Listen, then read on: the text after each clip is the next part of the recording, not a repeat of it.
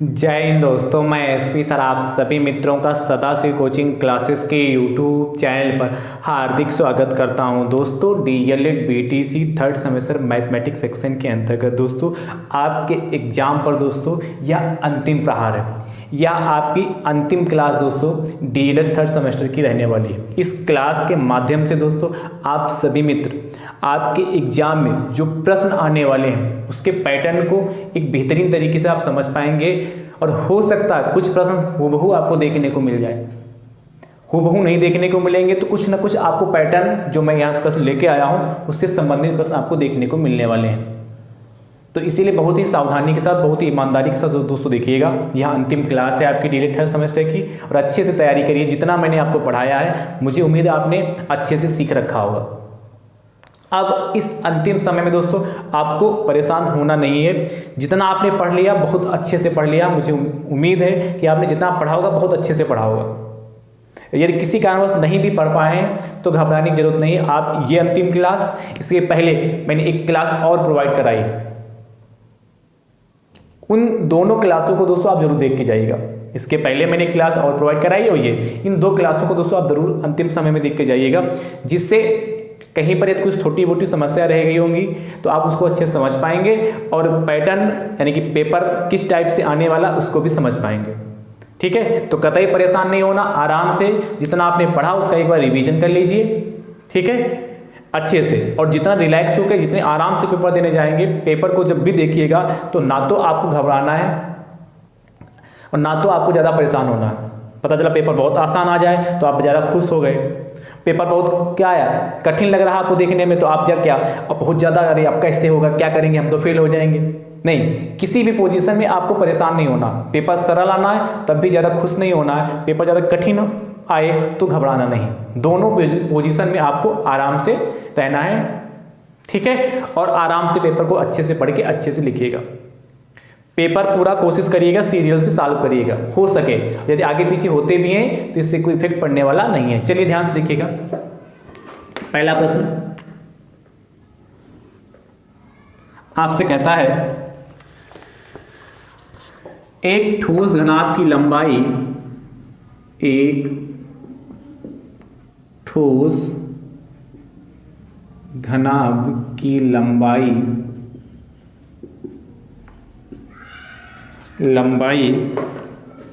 कामा चौड़ाई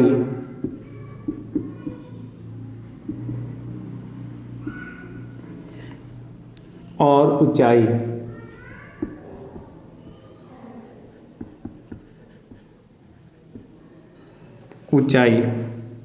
में 4:5:6 का अनुपात है, उसका आयतन 960 घन सेंटीमीटर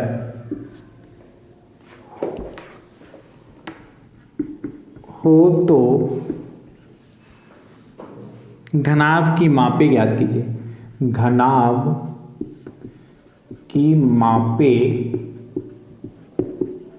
ज्ञात कीजिए। ये प्रश्न दोस्तों यदि आपके एग्जाम में आएगा तो आपको 2 नंबर देके जाएगा। आपसे कह रहा हो तो घनाभ की मापे ज्ञात कीजिए। मैंने ऐसे प्रश्नों का सिलेक्शन किया है कि जो आपके एग्जाम में आ सके। प्रयास मैंने किया है कि ऐसे प्रश्न उठाने का प्रयास किया जो आपके एग्जाम में आ सके। यदि नहीं भी आते हैं तो उस टाइप के प्रश्न दोस्तों आ सके। ठीक है, उस पैटर्न पर आ सके। एक ठोस घनाभ की लंबाई, चौड़ाई और ऊंचाई में 4:5:6 का अनुपात है, उसका आयतन 960 घन सेंटीमीटर हो तो घनाभ की मापे ज्ञात कीजिए। ठीक है, मापे या यहाँ पर लिखा था तो घनाभ की लंबाई, चौड़ाई तथा ऊंचाई ज्ञात कीजिए। अनुपात दे रखा तो आपको पहले भी बता रखा, अनुपात फिक्स नहीं होता है, इसलिए मान लेंगे माना घनाभ की लंबाई, माना घनाभ की लंबाई L मान लेंगे। L बड़ा कितना 4x, चूँकि सेंटीमीटर दे रखा है यहाँ, घन सेंटीमीटर, इससे सेंटीमीटर हो गया। इसके बाद घनाभ की चौड़ाई b बराबर कितना 5x सेंटीमीटर हो जाएगा।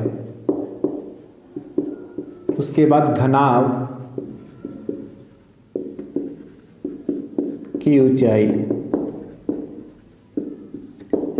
h बराबर कितना 6x सेंटीमीटर हो गया। आपसे पूछा क्या है, इसका आयतन दे रखा है, आयतन दे रखा है, मापे पूछा है। तो घनाभ का आयतन आपके पास दिया है तो लिखना, आप जानते हैं घनाभ का जो आयतन होता है वो क्या होता है L into B into H.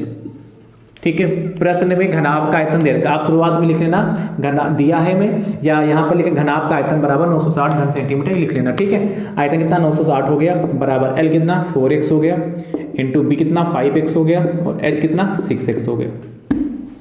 यहाँ पर x इंटू x 3 बार हो जाएगा, तो 960 ऐसे रखिए। ठीक है, चलिए 4 पंचे 20, इसकी मल्टीप्लाई 4 पंचे 20,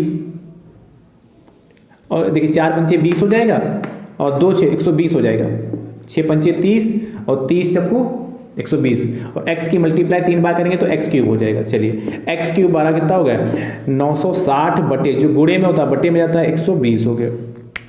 0 से 0 कट गया, 12 एकम 12, 12 अट्ठी 96। तो आप पाएंगे क्या भैया यहाँ से x क्यूब बराबर 8, देन x बराबर कितना हो जाएगा अंडर रूट क्यूब रूट 8 यानी कि 2 आ जाएगा। x की वैल्यू 2 आई जाके, तो आपसे पूछा था घनाभ की माप पे, तो फाइनल आंसर आप क्या लिखेंगे इधर, अतः घनाभ की लंबाई, घनाभ की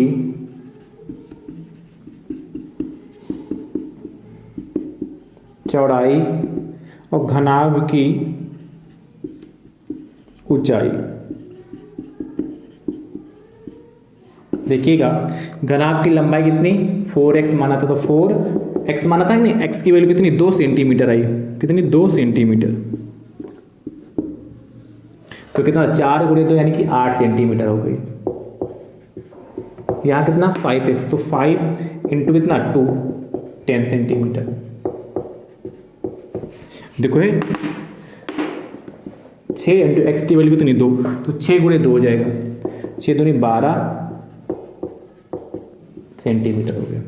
ठीक है, तो ये हमारे क्या आ गए, तीनों आंसर आ गए, मापे आ गए। ठीक, इस तरीके से दोस्तों इस टाइप के प्रश्न को करेंगे, ध्यान से देख लीजिए और अच्छे से नोट कर लीजिए, बेहतरीन प्रश्न है ये। ठीक है,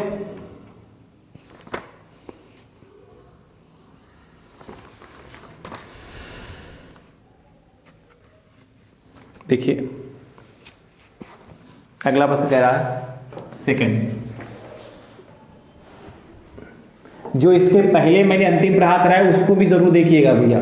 इन दोनों अंतिम प्रहार आपके लिए जो मैं लेके आया हूं बहुत ही महत्वपूर्ण आपके लिए हैं। तो आज वाला अंतिम प्रहार, इसके पहले ही मात्र 2 अंतिम प्रहार आपको देख के जाने हैं। जिसने बिल्कुल भी नहीं पढ़ा उनका भी पेपर बेहतरीन तरीके से हो जाना चाहिए।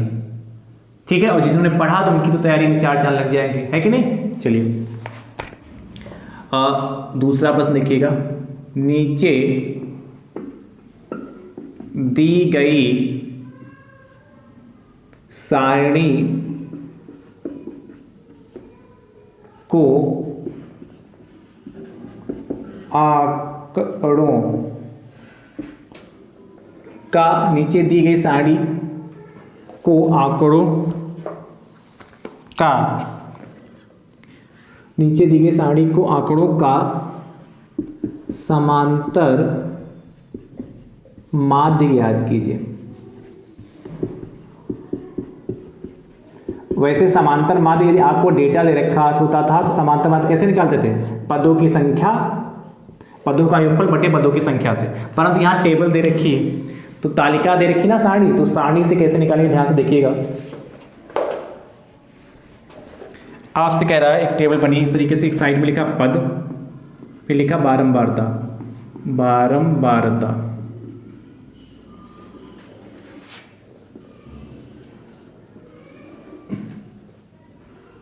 पद में देखिएगा पहला पद आपके पास 4, फिर 3 12 बढ़ता, 6 4 8 2 10 2 12 6 और लास्ट में कितना 14 8 है। ठीक, देखिए हमें इसकी क्या चाहिए, माध्यिका चाहिए। तो देखिए पद लिख लेंगे, पद को x मानते हैं और इधर बारंबारता इसको f मानते हैं और इन दोनों की मल्टीप्लाई कर लेते हैं, इधर fx लिख लेते हैं। बस सिंपल सा है। देखिए इस सोल्यूशन में है, पद आपके पास कितना है 4 6 8 10 12 14, 4 6 8 10 12 14, 4 6 8 10 12 14, 12 मतलब कितनी 3 4 2 2 6 8। अब f into x, F x मतलब f इंटू एक्स, तो f की मल्टीप्लाई x से करेंगे तो 3 चक्कू 12, 4 छंग 24, 8 दूनी 16 और 10 दूना 20 और 12 छंग 72 और 14 8 96 हो गया। देखिएगा इनको जोड़ लेंगे तो यहाँ से सिग्मा f आएगा और जब इसको जोड़ेंगे तो सिग्मा एफ एक्स आएगा। तो जोड़ने पर जो आ जाए ध्यान समझिएगा, जोड़ेंगे कितना पाएंगे, देखिए 3 3 4 7 2 9 2 11 11 6 17 और 17 8 25। ठीक, इधर देखिए 2 4 6 6 12 2 14 6 18, नहीं 2 और 2 4 6 6 12 12 2 14 6 20, चला 2 2 1 3 2 5 1 6 2 8 8 और 7 15 15 और 9 15 और 9 कितना हो जाएगा 24 होता है, 240 आया। कितना है जाके 240, एक बार जोड़ लीजिए।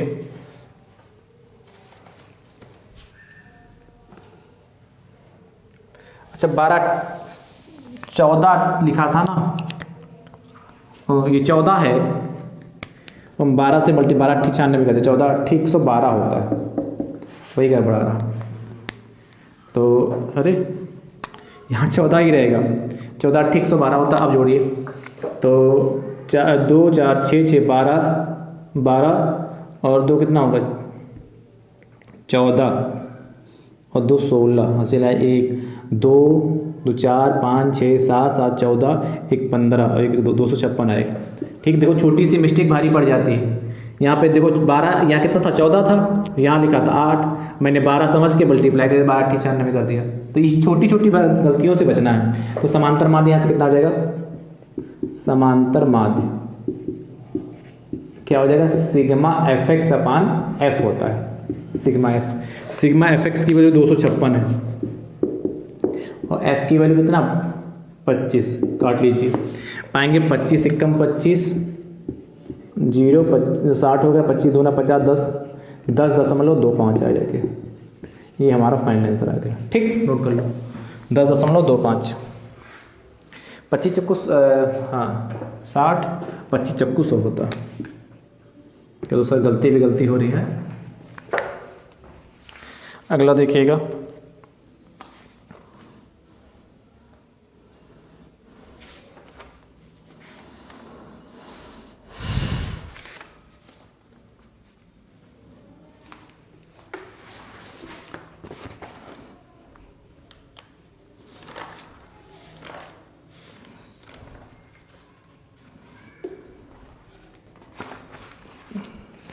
हो गया।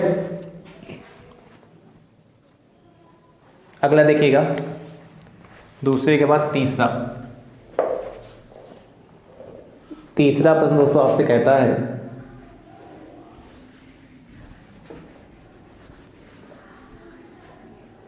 क्या, तीसरा लोहे के घनाभ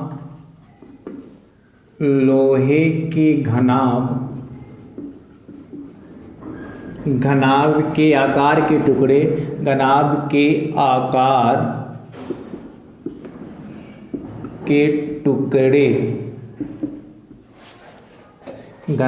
आकार के टुकड़े की लंबाई 75 सेंटीमीटर, चौड़ाई 15 सेंटीमीटर तथा ऊंचाई 5 सेंटीमीटर है। इसमें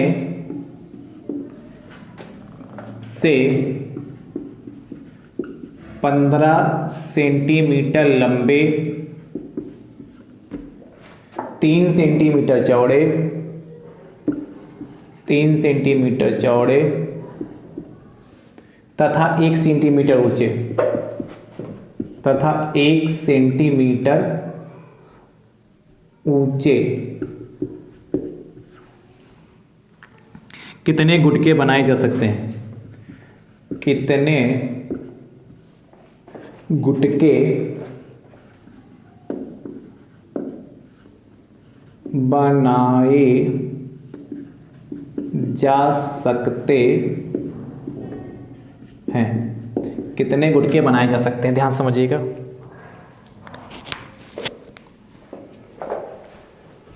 आपसे कह रहा है एक लोहे के घनाभ के आकार के टुकड़े जिसकी लंबाई चौड़ाई ऊंचाई दे रखी, फिर कह रहा है इसमें से 15 सेंटीमीटर लंबे, 3 सेंटीमीटर चौड़े तथा 1 सेंटीमीटर ऊंचे कितने गुटके बनाए जा सकते हैं? दिया है हमें लिखना, आप कैसे लिखेंगे मैं बोले दे रहा हूँ।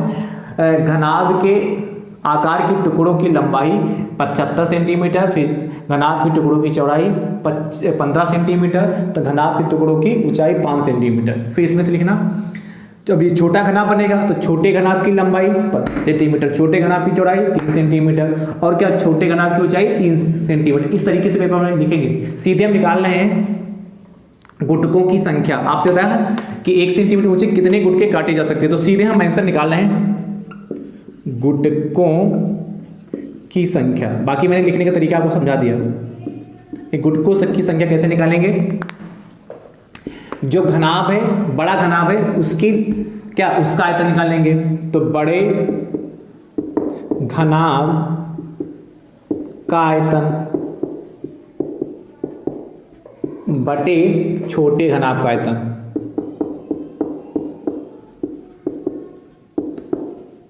और घनाभ का आयतन क्या होता है? लंबाई गुणे चौड़ाई। तो बड़े घनाभ की लंबाई कितनी? 75, चौड़ाई कितनी? 15, और ऊंचाई कितनी? 5 बटे छोटे घनाभ। तो छोटे घनाभ की लंबाई 15, चौड़ाई 3 और ऊंचाई कितनी? 1। बस सॉल्व कर लीजिए।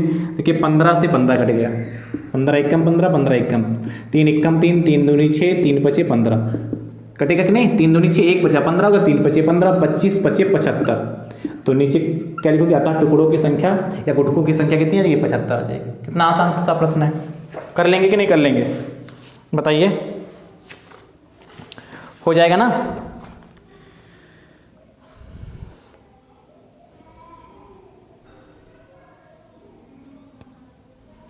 काटिए, करिए, लिख लो भाई।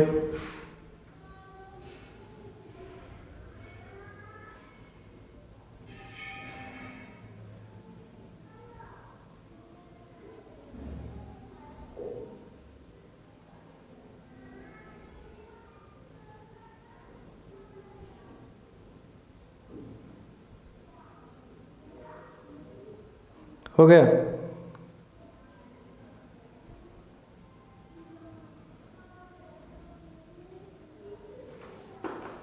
चलो चौथा प्रश्न।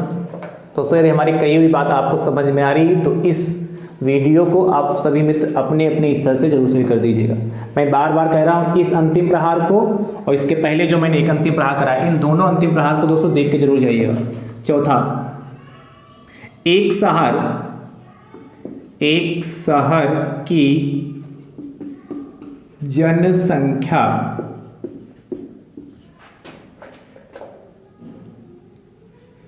10 लाख इकाई 10 लाख से बढ़कर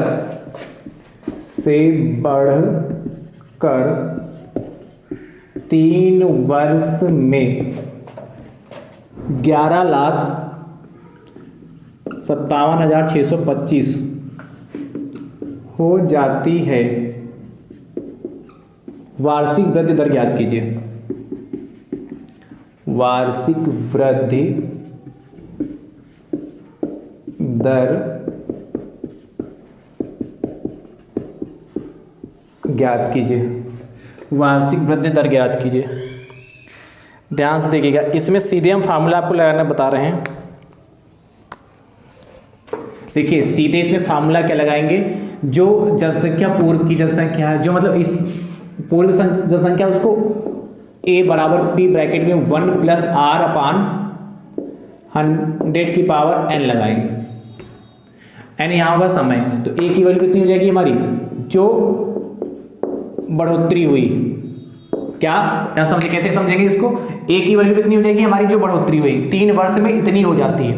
मैं आपको समझा रहा हूँ जल्दी, मतलब आपको समझ जाए, पेपर में तो लिख ही लेंगे भाई। क्या लिखना, ध्यान समझना, शहर की जनसंख्या कितना, p बराबर लिखना, शहर की जनसंख्या p बराबर इतनी, ठीक है। फिर लिखना 3 वर्ष बाद शहर की जनसंख्या a बराबर इतनी दिया है, लिखना, ठीक है, a बराबर इतनी। और समय कितना, समय बराबर 3 वर्ष, समय n बराबर 3 वर्ष। इस तरीके से लिखना ना, फिर सीधे फार्मूला लगाना। कितना हो जाएगा, 1 2 3 4 5 6, 1 + r हमें ज्ञात ही करना है।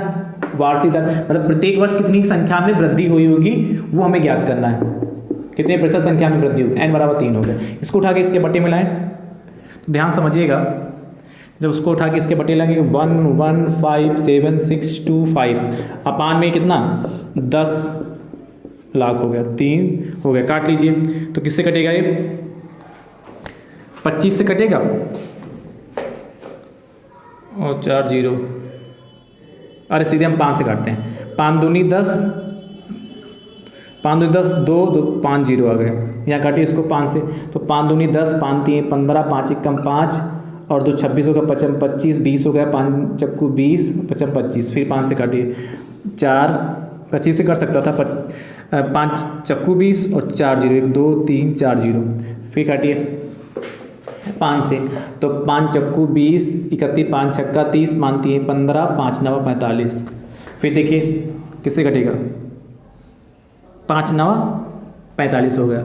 अब ये हमारा किससे कटेगा, 2 से किससे कटेगा बताइए, 5 9 45 हो गया। तो ये हमारा किससे कर सकता है,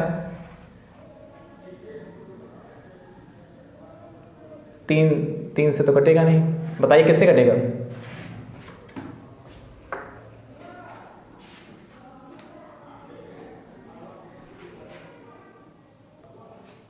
हो गया।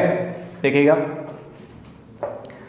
यहाँ जो हमने काटा था कितना आया था, 5 दूनी 10, 5 3 15, 5 1 5, 2 बचा 26 हो गया था, हाँ 26, 5 25, सही तो है, 5 25, अच्छा हाँ, तो 1 बचा 12 हो जाएगा, 5 दूनी आएगा भाई यहाँ पर, 5 दूनी 10 और 5 सही है। इसको 5 से काटा था तो 5 चक्कू 20 और 31, 5 छक्का 30, 5 3 15 0, 5 25 5 आएगा, ठीक। अब इसको 5 से काटिए, 5 8 40, 3 0 आ गया। इसको 5 से काटेंगे तो 5 9 45 और 5 दूनी 10, 5 9 45 13 होगा, 5 दूनी 10 हो गया, देखिए 30 होगा, 5 छक्का 30, 5 1 5, कितना आ जाके 92,61/8000 ये आ जाके। और बाकी इधर तो अभी लिखेंगे कितना बचा था यहाँ पर, 1 + r/100 की पावर 3। तो इधर देखिएगा आप 1 + r/100 की पावर आपका 3 चल ही रहा था। इसको देखिए, ये आप 92 61, ये 21 का वर्ग क्यूब रूट होता है, 21 का जब हम क्यूब करेंगे तो इतना आएगा, और इधर 20 का क्यूब करेंगे तो 8000 आएगा, क्यूब लगा देंगे। इधर 1 + r/100 की पावर 3। आप जानते हैं जब आधार समान होते हैं तो घातें समान हो जाती है, और जब घातें समान होती है तो आधार समान हो जाती है, घातांक के चैप्टर में पढ़ा था। इसलिए क्या 21/20 बराबर 1 + r/100। इसको उठा के इधर ले आए तो 21/20 माइनस का 1 बराबर r/100। 20 एलसीएम लोगे तो 21 - 20 बटे, समझ गए, 21 - 20 कैसे हुआ, यहाँ 20 एलसीएम ले लो, 21 में से 20 जाएगा, इसके नीचे 1 से भाग करेंगे 20 आएगा, 20 की मल्टीप्लाई 1 से 20 हो जाएगा, समझ गए ना। तो 1/20 बराबर r/100, काट लीजिए। ये सीधे कर सकता है, 20 की मल्टीप्लाई से करेंगे, सॉरी काटेंगे तो 20 एकम 20, 20 पंचे 100, आर की मल्टीप्लाई 1 से करोगे तो आर बारह 5% आ गई।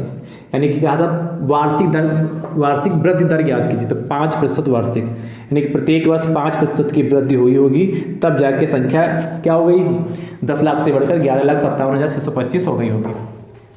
नोट कर लो भाई, बढ़िया सा प्रश्न है कि नहीं है। चलिए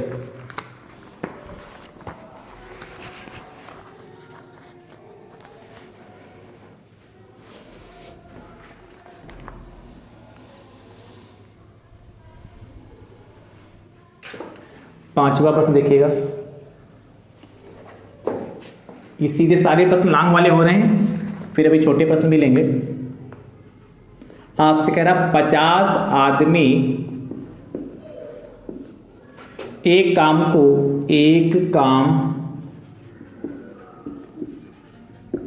को 40 दिन में कर सकते हैं। बताइए 30 आदमी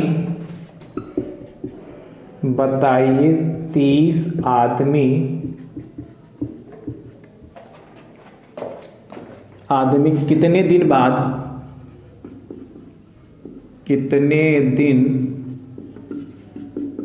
बाद हटा दिए जाएं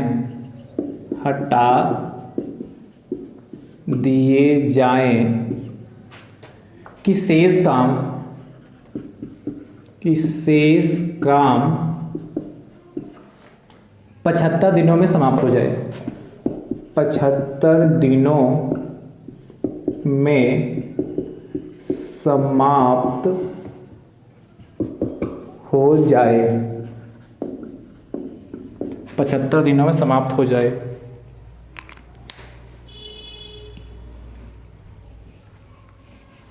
ठीक है, ध्यान समझिए कैसे करेंगे, बढ़िया सा प्रश्न ये भी आपसे कह रहा है कि 50 आदमी एक काम को 40 दिन में कर सकते हैं। यदि 50 आदमी होते तो उस एक काम था जिसको 40 दिन में निपटा सकते थे, कर सकते थे।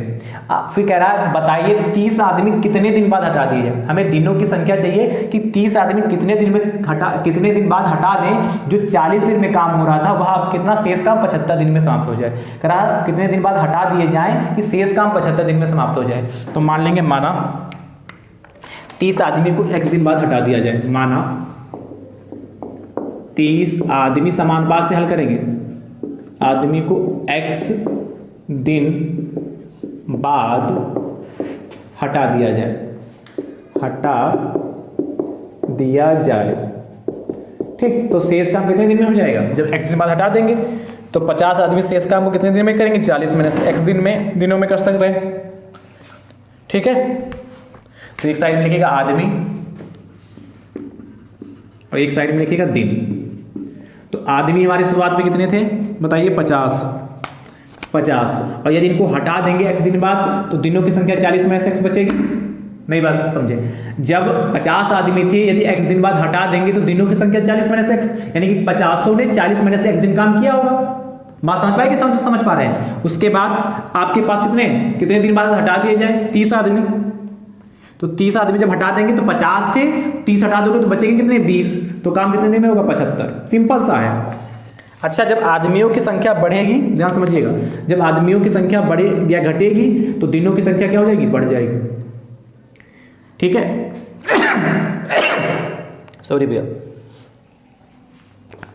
तो यहां देखिए कितना हो जाएगा, इसको क्या कहेंगे, 50/20 बराबर 75/40 माइनस x। समानुपात में मैंने आपको बहुत अच्छा समझाया।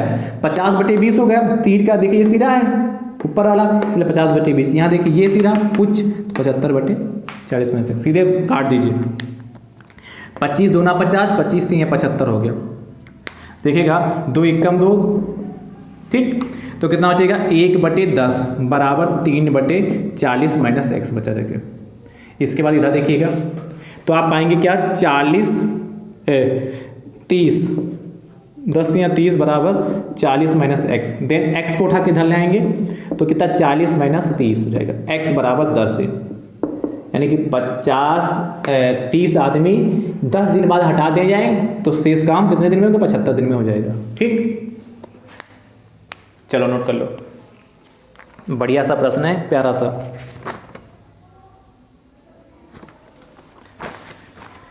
अगला देखिएगा,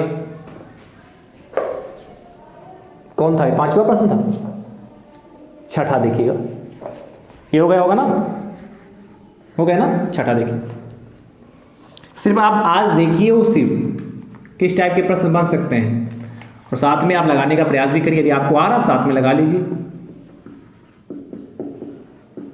सरल कीजिए। देखिएगा, 3/4 की घात -2 भाग 2/3 की घात -4, इसको आपको सरल करना है। कितना सिंपल सा प्रश्न है।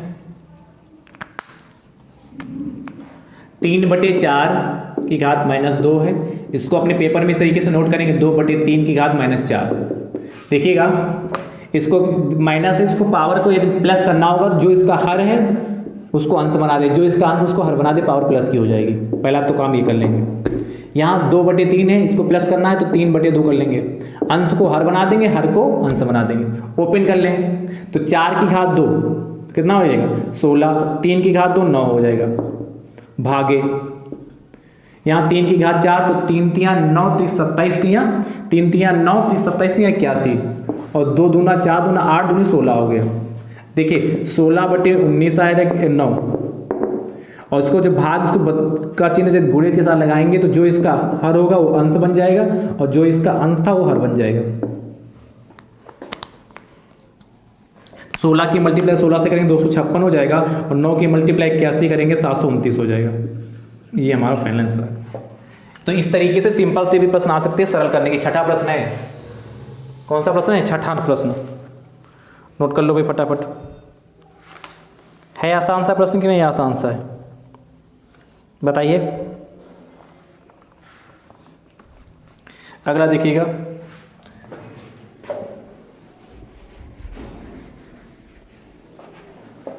सातवां, यदि समुच्चय A बराबर A, B, C, D, E तथा B बराबर, कल की क्लास में भी मैंने इस टाइप का प्रश्न लिया था, इसलिए तो मैं कह रहा हूँ कल वाली क्लास मतलब कल की मतलब जो पिछली क्लास मैंने अंतिम पढ़ा कराया उसको जरूर देखिए, उसका लिंक मैं आपको डिस्क्रिप्शन बॉक्स में दे दूंगा, ठीक है, अलग से। हो तो A यूनियन B तथा A इंटरसेक्शन B याद कीजिए। ध्यान समझिए कैसे करेंगे। सबसे पहले आपके पास क्या दिया है? A बराबर A, B, C, D, E हो गया, और B बराबर आपके पास है B, C, D, F हो गया, ठीक। A यूनियन B चाहिए और A इंटरसेक्शन B चाहिए। देखिए यूनियन का मतलब जिस तरीके से हम क्या निकालते हैं लासा, उसी तरीके से, तो कितना हो जाएगा A, B, C, D, E union B, C, D, F। अब देखेंगे A यूनियन B, इसमें जो कॉमन होगा उसको लिखेंगे, उसके अलावा जो बचेगा उसको भी लिखते हैं। A यहाँ है, यहाँ A नहीं तब भी लिखेंगे, यहाँ B नहीं उसको लिखेंगे। जिस समुच्चय में ज़्यादा अवयव हों उससे चालू करेंगे। ध्यान समझिएगा, बहुत आसान तरीका है यूनियन निकालने का। जिस समुच्चय में ज़्यादा अवयव होंगे, मतलब अवयवों की संख्या ज़्यादा है, इसमें कितने अवयव? आपसे कितने अवयव? 1 2 3 4 5 अवयव, इसमें कितने? 4 अवयव। उसी से हम क्या चालू करेंगे मिलान करना। यहाँ A नहीं था लिख दिया, यहाँ B है उसको एक बार, यहाँ B C इसको एक बार, यहाँ B D एक बार, यहाँ E है, यहाँ E नहीं तब भी लिखेंगे, यहाँ F है, यहाँ F नहीं तब भी लिखेंगे, बस हो गया। इसी प्रकार A इंटरसेक्शन B निकालेंगे, उसमें क्या होगा देखिएगा A, B, C, D, E। A है, इंटरसेक्शन चाहिए ना, इंटरसेक्शन कैसे बचानेंगे? उल्टा U होगा और यूनियन में सीधा U। इस सामान्य भाषा में समझाने के लिए है B, C, D, F हो गया। देखिएगा ध्यान से A इंटरसेक्शन B, देखिए इन दोनों में जो सिर्फ कॉमन होगा, आप कॉमन चेक करने के लिए जिसमें अवयव कम हो उससे चेक करेंगे। जब इंटरसेक्शन निकालना होगा तो जिसमें अवयव कम हो उससे मैच करेंगे। यहाँ बी है क्या, यहाँ बी है, हाँ है, लिख लिया। यहाँ सी है क्या, यहाँ सी लिख लिया। यहाँ डी क्या, यहाँ डी लिख लिया। यहाँ एफ नहीं तो नहीं लिखा। ये आंसर हमारा इधर होगा एक, अतः करके दोनों आंसर लिख लीजिएगा, बस हो गया। कितना सिंपल सा है, क्या कठिन लगा बताइए? मुझे तो नहीं लग रहा कठिन लग रहा होगा आपको। कर लेंगे कि नहीं कर लेंगे, बोलिए फटाफट। हो जाएंगे ना वैसे प्रश्न? अगला देखिएगा, समुच्चय से ही संबंधित प्रश्न है। देखिए 7वें के बाद 8वां, 8 नंबर दोस्तों आपसे कह रहा है समुच्चय a बराबर 2, 3, 5 और b बराबर 5, 7, 3 हो तो a माइनस बी तथा b माइनस ए का मान ज्ञात कीजिए।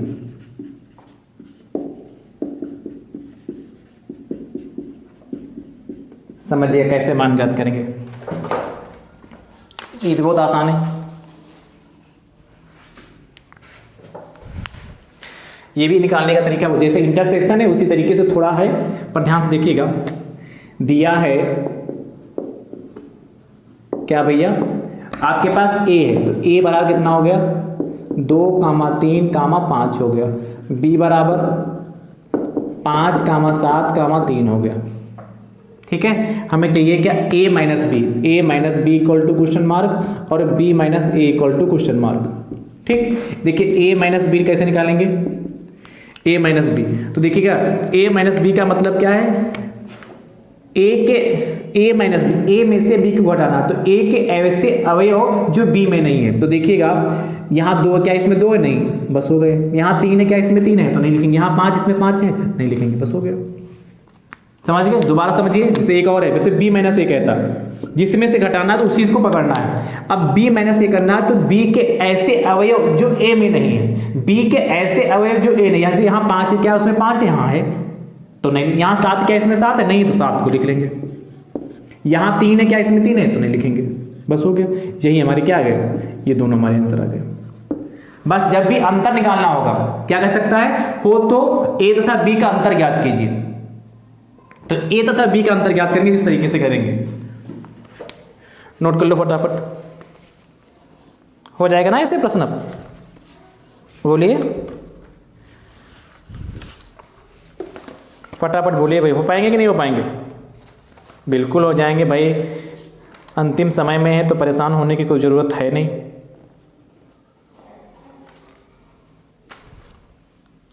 देखिए एक हम फैक्टर ले रहे हैं 9 नंबर, 9 नंबर दोस्तों आपसे कह रहा है क्या, 144 एक्स स्क्वायर माइनस 1 के गुणनखंड कीजिए। गुणनखंड कीजिए, कल की क्लास में भी गुणनखंड से संबंधित प्रश्न लिए हैं, इसलिए मैं बार बार कई बार दोहरा चुका हूं कि कल की क्लास जरूर देखिए। देखिए 144 एक्स स्क्वायर माइनस 1 इसके गुणनखंड करने हैं, तो 144 को लिखेंगे 12 का स्क्वायर और ये एक्स स्क्वायर होगा, ये 1 का स्क्वायर हो गया। 12 एक्स का होल स्क्वायर हो गया माइनस का 1 का स्क्वायर हो गया। तो आप क्या पाएंगे यहाँ पर 12 एक्स माइनस 1 हो जाएगा और 12 एक्स प्लस 1 हो जाएगा। कहोगे सर ये कैसे हो गया? ये देखिए आपने पढ़ रखी आइडेंटिटी ए स्क्वायर माइनस बी स्क्वायर, या ए माइनस बी होती है और ए प्लस बी होती है। नहीं समझे? दोबारा समझिए, 144 एक्स स्क्वायर माइनस 1 था, 144 को लिख सकते हैं 12 का स्क्वायर, मैं 12 गुणे 12 करेंगे 144 होगा। एक्स स्क्वायर को ऐसे रखा और 1 जो था 1 को 1 स्क्वायर कर दिया, कोई दिक्कत? वही 1 का स्क्वायर 1 ही होगा। अब देखिए 12 स्क्वायर था एक्स स्क्वायर, ये अलग अलग लिखे थे, इसको एक ही में लिख लिया मिला के, तो 12 एक्स का स्क्वायर हो गया, ये 1 स्क्वायर हो गया। अब देखिए ए के स्थान पर आपका कितना है, ए के स्थान पर 12x और बी के स्थान पर 1 है, इसलिए a माइनस बी तो 12x और b के स्थान पर 1 था, a प्लस बी तो 12x प्लस 1। कितना सिंपल सा है, नोट कर लीजिए। हो गया कि नहीं, बताइए। ठीक, इसी बेस पर एक और है 10 x की घात 4 माइनस y की घात 4। मुझे लगता है कि इस टाइप के प्रश्न बन सकते हैं एग्जाम पे। तो देखिए इसको कैसे करेंगे, x की घात 4 माइनस y की घात 4, इसको कैसे करेंगे। देखिए x की घात 4 माइनस y की घात 4, इसको लिख सकते हैं x स्क्वायर का स्क्वायर और माइनस y स्क्वायर का स्क्वायर। बात तो एक ही है, x की घात 4 फॉर्मूला बनेगा a स्क्वायर, तो a की जगह पर x स्क्वायर, b की जगह y स्क्वायर, तो a square x square y square हो गया और b square x square plus y square हो गया। यहां पर देखिएगा ये x माइनस वाई हो गया, x प्लस वाई। सर कहोगे सर ये कैसे आया, देखिए a स्क्वायर माइनस बी फिर से बन गया आइडेंटिटी, तो a की जगह पर x है, b की जगह पर y, इसलिए x minus Y x plus Y हो गया और x square plus Y square हो गया। नोट कर लो फटाफट, नोट करो भाई। तो ऐसे भी प्रश्न दोस्तों आपसे बन सकते हैं, पूछ सकता है आपसे, ठीक है। अगला देखिएगा,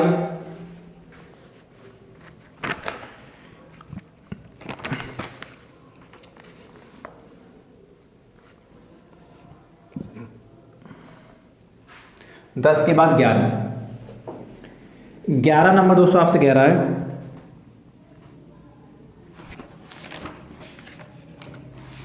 नोट करिए फटाफट।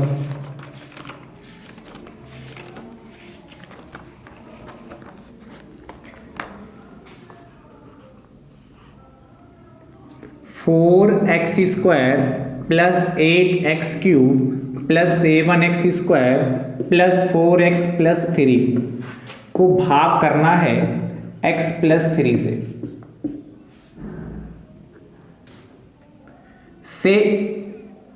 ऐसे लिखा है में x प्लस 3 से भाग देकर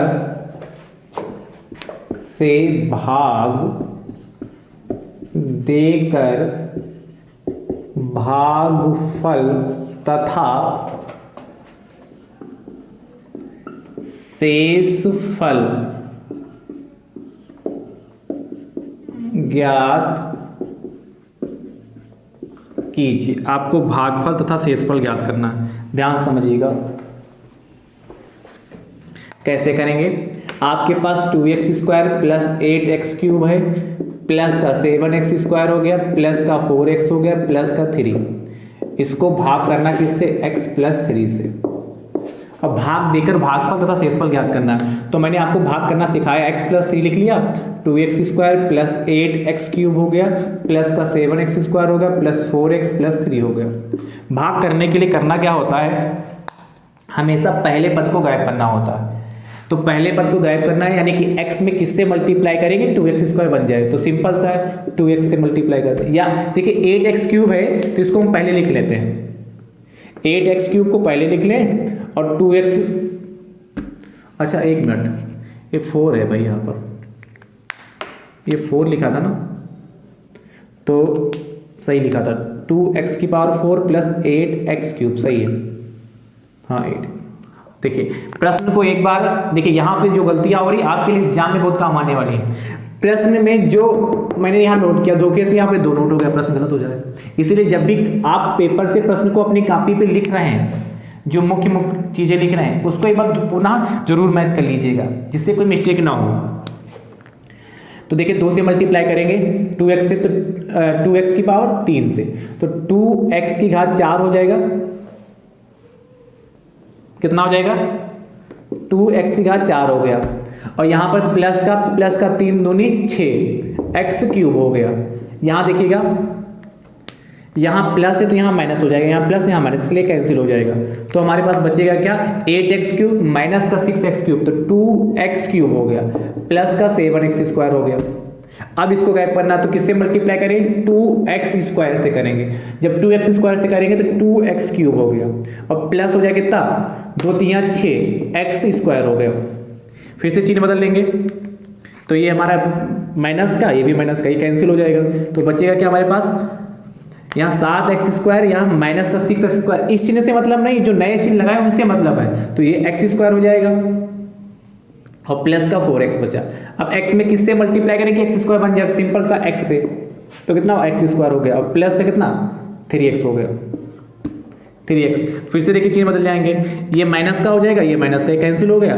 4x में से 3x जाएगा तो कितना बचेगा, खाली x, ये प्लस का 3। अब किससे मल्टीप्लाई करें, 1 से, तो कितना हो जाएगा, यही आ जाएगा x प्लस 3। ये तो बहुत अच्छा है, इसमें तो रिमाइंडर आया ही नहीं, शेषफल आया ही नहीं, ये माइनस का, ये प्लस का, पूरा पूरा कैंसिल होगा 0। तो फाइनल आंसर क्या लिखोगे, इसी के नीचे लिखिएगा, अतः भागफल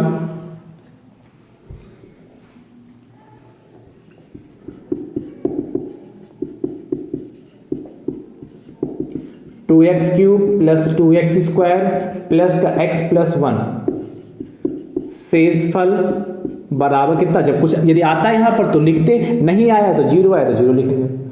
और ये हमारा फाइनल आंसर आ गया। नोट कर लो भाई।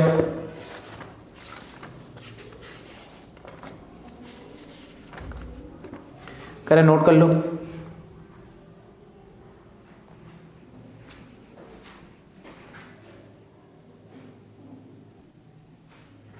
देखिए अगला 11 के बाद 12 नंबर,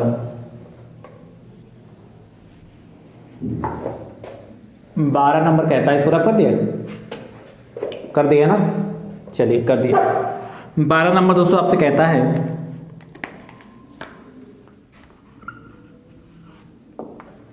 सम्मुख चित्र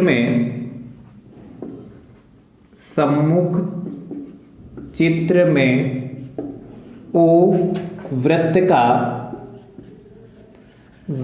का केंद्र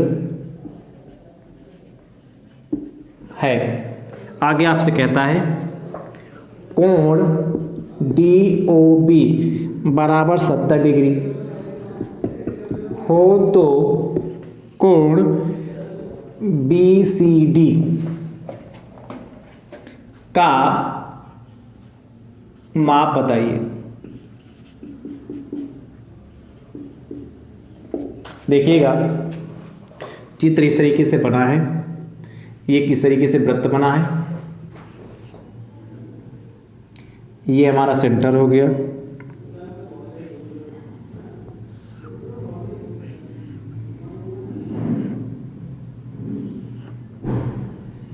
ये बना चित्र है। ये O हो गया, ये B हो गया, ये C हो गया, ये D हो गया, ये A हो गया। ये आपका 70 डिग्री है, ये आपका कितना है 70 डिग्री है। तो आपसे BCD का मान कहा। देखिए बढ़िया प्रश्न। सम्मुख चित्र में O वृत्त का केंद्र है और DOB आपके पास 70 डिग्री है, तो कोण BCD यह जानना चाहता है। तो ध्यान समझिएगा क्या दिया है, दिया है कोण DOB बराबर 70 डिग्री। चाहिए क्या आपको, कोण BCD equal to question mark.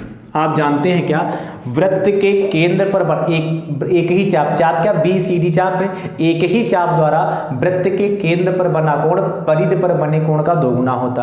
पहले से परिचित हैं, जानते कि नहीं, कि एक ही चाप द्वारा वृत्त के केंद्र पर बना कोण परिधि पर बने कोण का दोगुना होता है। तो इस स्टेटमेंट को लिखना चाहो लिख सकते हो, वृत्त के केंद्र पर बना कोण परिधि पर बने कोण का दोगुना होता है।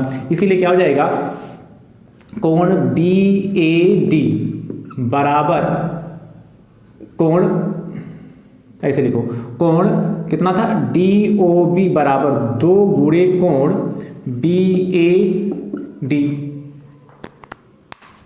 क्या, कोण DOB बराबर 2 गुणे कोण BAD हो जाएगा।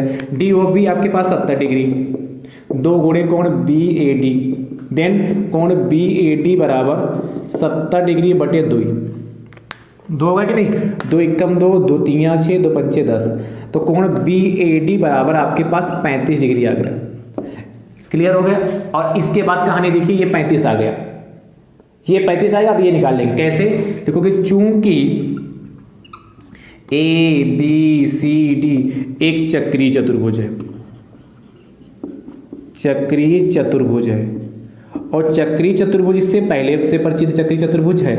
आप जानते हैं चक्रीय चतुर्भुज यदि है, चक्रीय चतुर्भुज किसे कहते हैं, ऐसा चतुर्भुज जिसके चारों कोने वृत्त की परिधि पर स्थित होते हैं, क्या कहते हैं, चक्रीय चतुर्भुज कहलाता है। और चक्रीय चतुर्भुज की विशेषता होती है कि चक्रीय चतुर्भुज के जो आमने सामने के कोणों का जो योगफल होता है वह 180 डिग्री होता है। इसीलिए कोण यह वाला प्लस कोण यह वाला, आमने सामने के इनका योगफल 180 डिग्री हो जाएगा।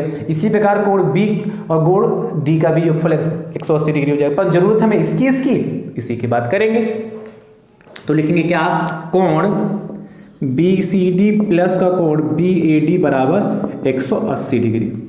तो बी सी डी कितना है, बी सी डी तो ज्ञात ही करना है, प्लस कोण बी ए डी आपने अभी निकाला 35, तो कितना 180 डिग्री माइनस का 35 डिग्री। तो यहाँ से भैया आपका कितना आएगा, फाइनेंशियल लिखना, अतः कोण बी सी डी बराबर कितना हो जाएगा, 180 में से 135 जाएगा, नहीं सॉरी 35 जाएगा तो 145 डिग्री। ये भी आसान है, नोट कर लो फटाफट। बढ़िया प्रश्न है कि नहीं, बताइए।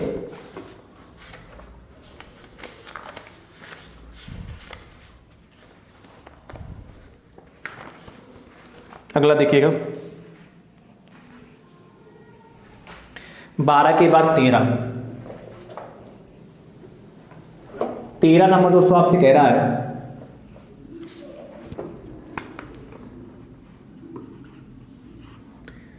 लॉग सिद्ध कीजिए, ऐसे कह रहा, सिद्ध कीजिए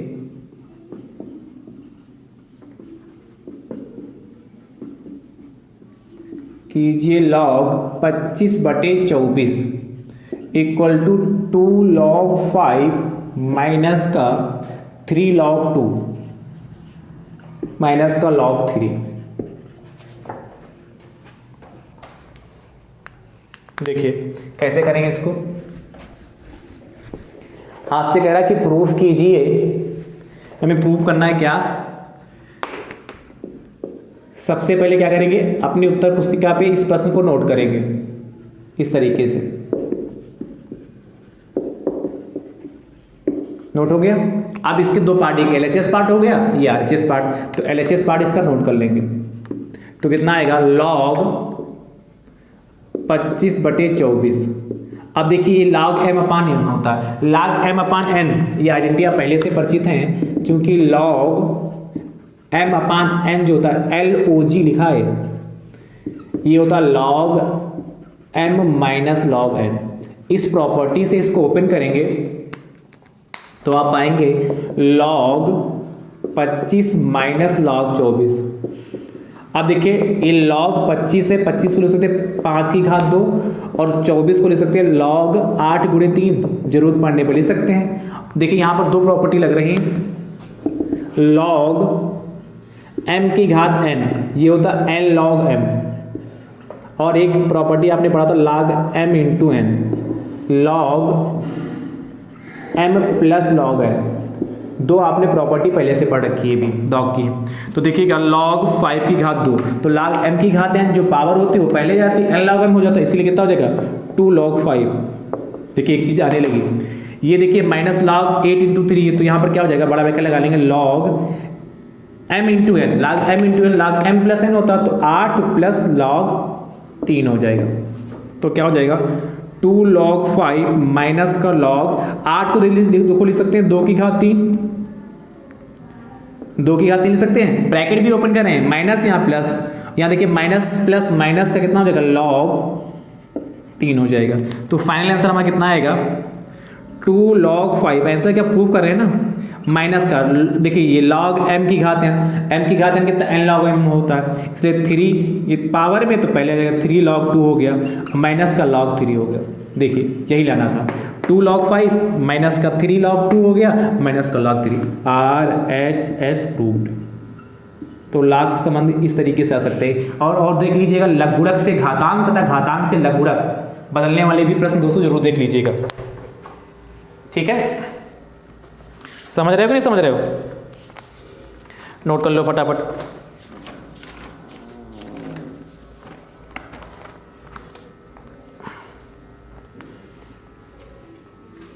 अगला देखिएगा 14 नंबर प्रश्न कह रहा है,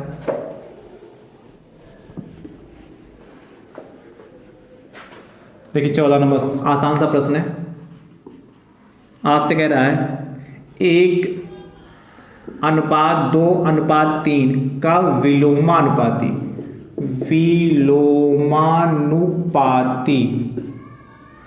ज्ञात कीजिए या बताइए। ध्यान समझिएगा, हमें इसका क्या याद करना है? विलोमानुपाती। ठीक है, तो विलोमानुपाती हम कैसे निकालते हैं उसको ध्यान समझिएगा।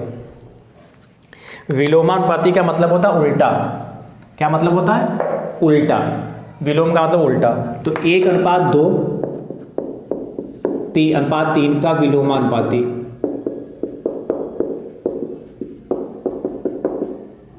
ये हो जाएगा, उल्टा कर देंगे तो 1 का उल्टा 1/1 हो जाएगा, 2 का उल्टा 1/2 हो जाएगा, और 3 का उल्टा 1/3 हो जाएगा।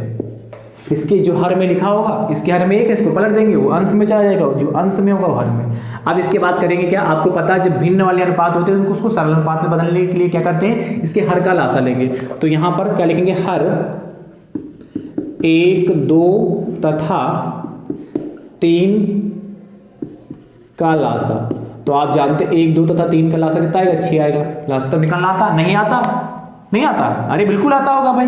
तो 1, 2, 3 का लासा निकालेंगे। यहाँ पर संख्या बड़ी होगी, यहाँ पर एक संख्या बड़ी होगी, तो आप क्या इस तरीके से निकालेंगे लासा भाई, इस तरीके से ना। अब आज गुणनखंड 20 से 6 आया, तो जो लासा आया है उसी से क्या करेंगे? सबको मल्टीप्लाई करेंगे। तो 6 1/2 गुणे 6 1/3 गुणे 6 हो गया। देखिएगा ये 2 एकम 2 2 3 या 6 3 एकम 3 3 दूनी 6। तो 1/1 की मल्टीप्लाई 6 से करेंगे तो 6 आएगा। 6/1 6 ही रहेगा, यहाँ 3/1 3 ही रहेगा, यहाँ पर कितना 2/1 2 हो जाएगा। तो नीचे लिखना आता 1:2:3 का विलोमानुपाती 6:3:2। कितना आसान है, निकाल लेंगे कि नहीं निकालेंगे? चलिए नोट करिए, नोट कर लीजिए फटाफट।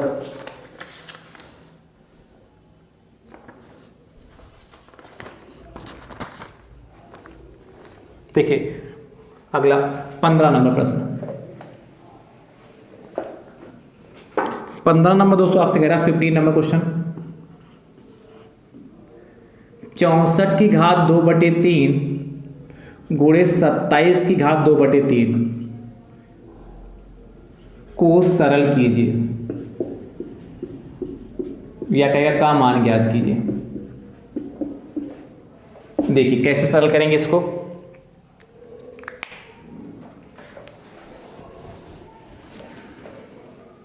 चौसठ की घात 2/3 जैसे लिखा वैसे लिखते हैं, ये जरूर नोट करेंगे अपनी उत्तर पुस्तिका में। गुणे 27 की घात 2/3।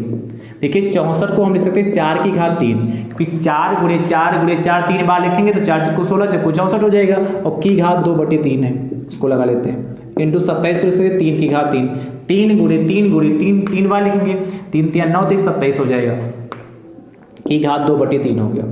देखिएगा 4 की घात 3 गुणे 2/3 हो गया, बीच में गुणा है 27 नहीं 3 की घात 3 गुणे 2/3 हो गया। आप पाएंगे क्या 3 एकम 3 3 एकम 3 3 एकम 3 3 एकम 3, तो पाया क्या आपने 4 की घात 2 2 की मल्टीप्लाई 1 से करोगे तो 2 आएगा, 2/1 2 इंटू 3 की घात 1 की मल्टीप्लाई 2 से करोगे 2/1 यानी कि 2 हो जाएगा। 4 की घात 2 मतलब 4 चक्कू 16, 3 की घात 2 मतलब 9, और 16 9 कितना होता है 144। तो इस तरीके से प्रश्नों का मान ज्ञात करने या सरल करने के लिए भी प्रश्न आपके एग्जाम में बन सकता है। ठीक है, नोट कर लो भाई फटाफट।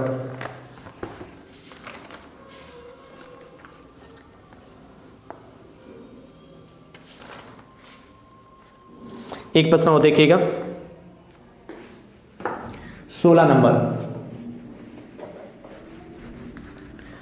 16 नंबर प्रश्न दोस्तों आपसे कह रहा है 16 नंबर क्वेश्चन, आसान सा प्रश्न है, सरल करने वाला भी।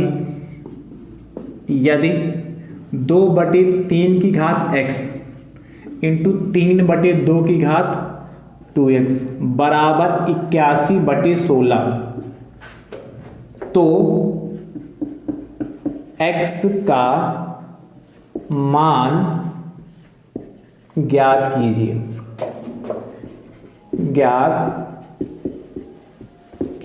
देखिएगा कैसे करेंगे।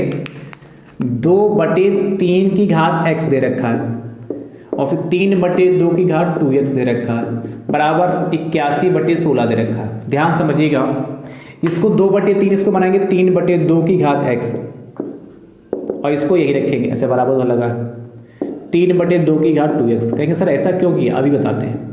81/16 इसको लिख सकते 3 की घात 4 और इसको लिख सकते 2 की घात 4, इसलिए बनाया क्योंकि देखिए इधर भी 3/2 बन जाएगा, यहाँ भी 3/2 है, इसको 2/3 था 3/2 कर दिया, और यहाँ पर देखिए 3/2 किया, यहाँ प्लस था इसलिए यहाँ माइनस लगाएंगे। देखिए बस इतना ध्यान है, यहाँ प्लस था इसलिए यहाँ माइनस लगाएंगे। अब आपने एक प्रॉपर्टी पढ़ रही थी, जब आधार समान होते तो घातें जुड़ जाते हैं, पढ़ा कि नहीं पढ़ा, बिल्कुल सीखा था। a की घात m इंटू a की घात n देन a की घात m प्लस n, तो कितना हो जाएगा यहाँ पर 3/2 की घात माइनस का x प्लस का 2x बराबर 3/2 की घात 4 हो जाएगा। यहाँ पर 3/2 की घात देखिए माइनस का x प्लस का 2x तो खाली x हो जाएगा बराबर 3/2 की घात 4 हो जाएगा। तो देखिएगा क्या यहाँ पर ये भी प्रॉपर्टी जानते हैं, जब a की घात m बराबर a की घात n हो तब